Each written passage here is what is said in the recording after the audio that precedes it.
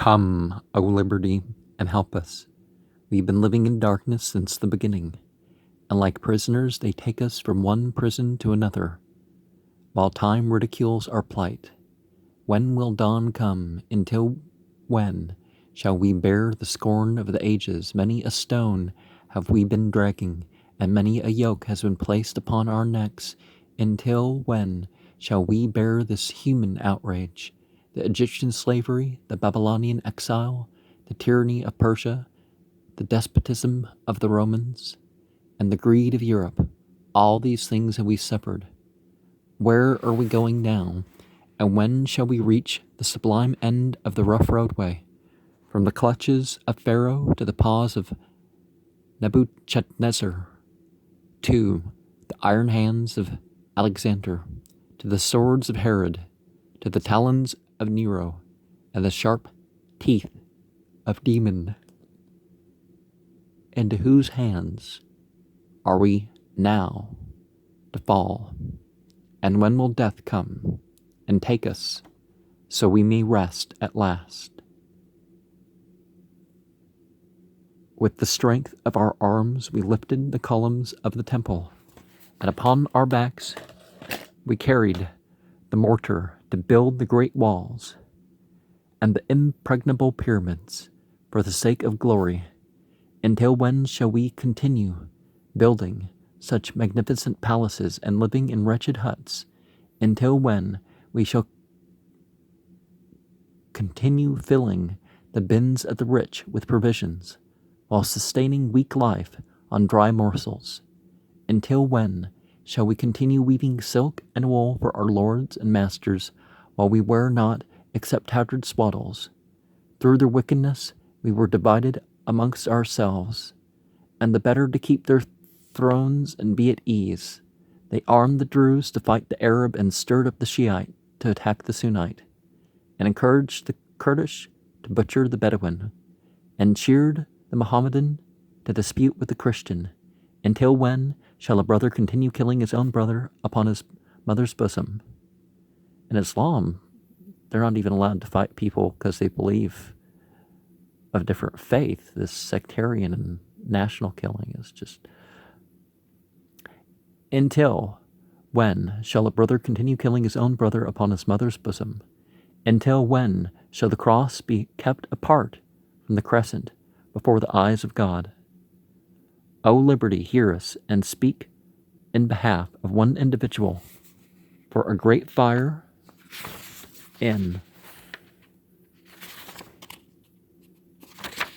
is started with a small spark. Okay, so the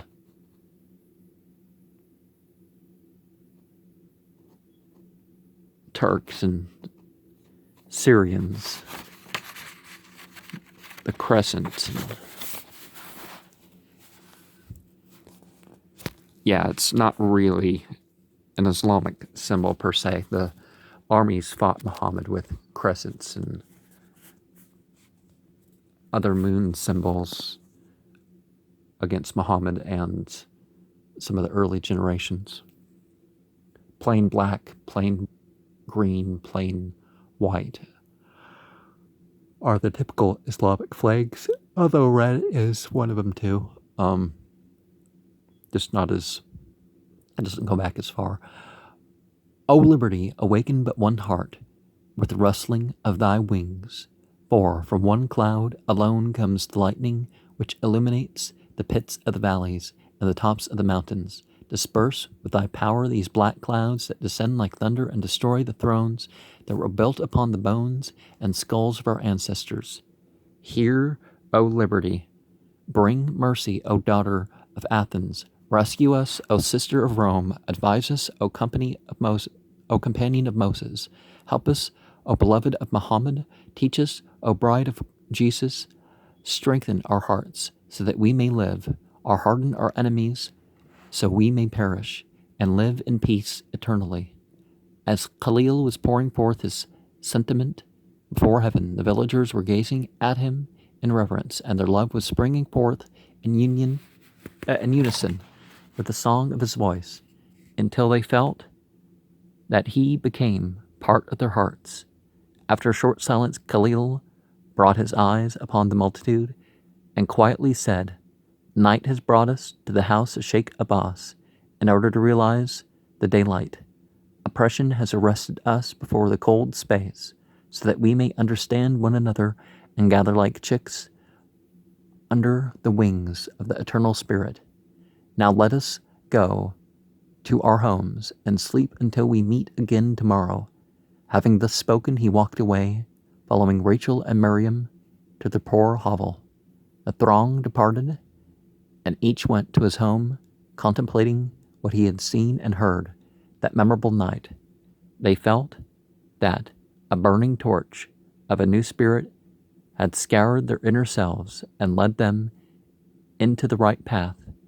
In an hour, all the lamps were extinguished, and silence engulfed the whole village, while slumber carried the Fellahins' souls into the world of strong dreams. But Sheikh Abbas found no sleep all night, as he watched the phantoms of darkness and the horrible ghosts of his crimes in procession.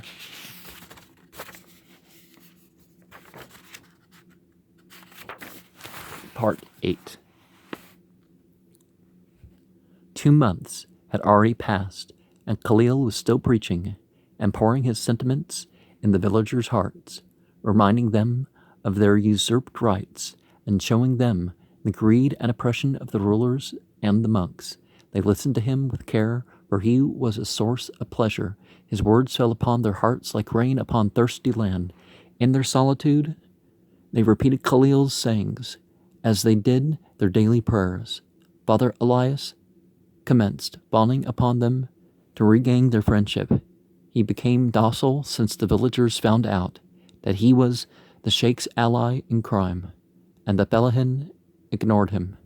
Sheikh Abbas had a nervous suffering and walked through his mansion like a caged tiger. He issued commands to his servants, but no one answered except the echo of his voice inside the marble walls. He shouted at his men, but no one came to his aid except his poor wife, who suffered the pang of his cruelty as much as the villagers did.